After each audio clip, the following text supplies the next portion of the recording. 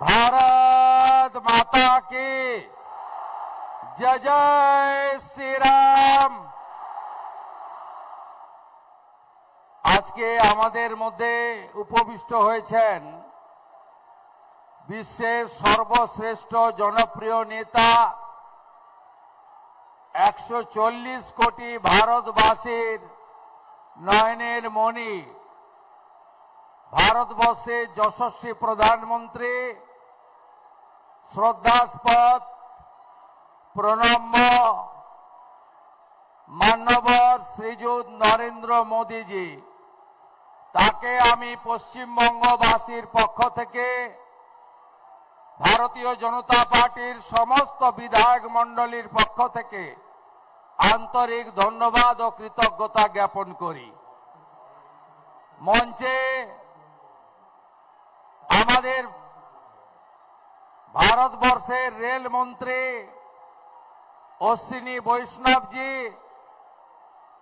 রাজ্য সভাপতি সাংসদ শ্রমিক ভট্টাচার্য, মান্যবর 2 কেন্দ্রীয় রাষ্ট্রমন্ত্রী পশ্চিমবঙ্গের প্রতিনিধি ডক্টর সুকান্ত মজুমদার, শান্তনু ঠাকুর এবং বিহার সরকারের মান্যবর মন্ত্রী মঙ্গল পাণ্ডেজি সহ সম্মানিত মঞ্চ।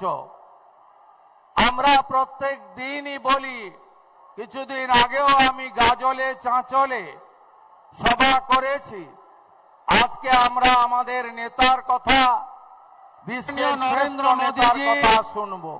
আলিপুরদুয়ার নরেন্দ্র মোদীজি মালদা, আলিপুরদুয়ার থেকে শুরু করে আজ মালদা, শুধুমাত্র পরিবর্তনের সংকল্প বা জয়ের লক্ষ্য নিয়ে আসেননি, দুহাত ভরে এই বাংলাকে হাজার হাজার কোটি টাকার উন্নয়নের ডালি নিয়ে এসেছেন। কিছুদিন আগে এই জেলারই মোথাবাড়ির বিধায়ক রাজ্যের রাষ্ট্রমন্ত্রী বলেছিলেন যে মুখ্যমন্ত্রীকে ফোন না করলে আবাসের বাড়ি পাওয়া যাবে না। এই রাজ্যে আপনারা শুনে রাখুন, এই রাজ্যে মাননীয় প্রধানমন্ত্রী 7 কোটি বাংলার জনগণকে প্রধানমন্ত্রী অন্ন সুরক্ষা যোজনা দিয়েছেন। মাননীয় প্রধানমন্ত্রী 40 লক্ষ আবাসের বাড়ি দিয়েছেন। মাননীয় প্রধানমন্ত্রী 14 লক্ষ শৌচালয় স্বচ্ছ ভারতে দিয়েছেন। মাননীয় প্রধানমন্ত্রী ভারত সরকার 1,29 লক্ষ উজালা 1, উজালা 2 মা বোন দিদিদের গ্যাসের কানেকশন দিয়েছেন। এমনকি 50 লক্ষ কৃষক পরিবার পিএম কিষাণ সম্মান নিধি পাচ্ছেন, কাউকে ফোন করতে হয়নি। পরিবর্তন আনুন, কাউকে ফোন করতে হবে না। বাংলার মানুষ, বাংলার গণদেবতা, বাংলার জনতা জনার্দনের যা প্রয়োজন, নরেন্দ্র মোদীজির নেতৃত্বে রাষ্ট্রবাদী সরকার 20টা রাজ্যের মতো এখানেও পৌঁছে দেবে। কথা না বাড়িয়ে এই মালদা জেলা সীমান্তবর্তী জেলা, যারা দেশভাগের বিভীষিকা নিয়ে নিজেদের ধর্ম রক্ষা করার জন্য, প্রাণ বাঁচানোর জন্য ভারতবর্ষে এসেছিলেন, কংগ্রেস তাদেরকে কিচ্ছু দেয়নি। স্বাধীনতার এতদিন পরে 2019-এ মাননীয় প্রধানমন্ত্রী সিটিজেনশিপ অ্যামেন্ডমেন্ট অ্যাক্ট দিয়ে হিন্দু শরণার্থীদের তিনি নাগরিকত্ব দিয়েছেন।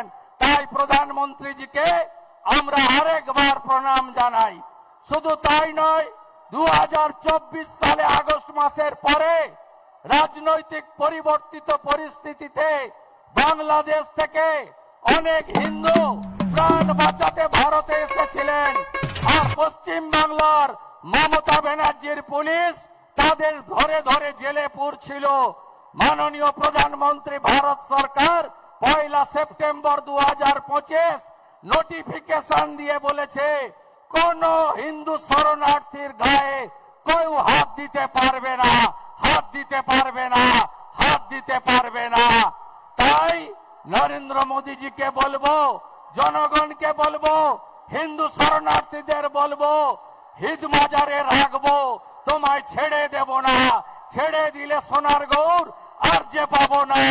সবাই ভালো থাকবেন। জয় জয় শ্রীরাম। এখন আপনাদের সামনে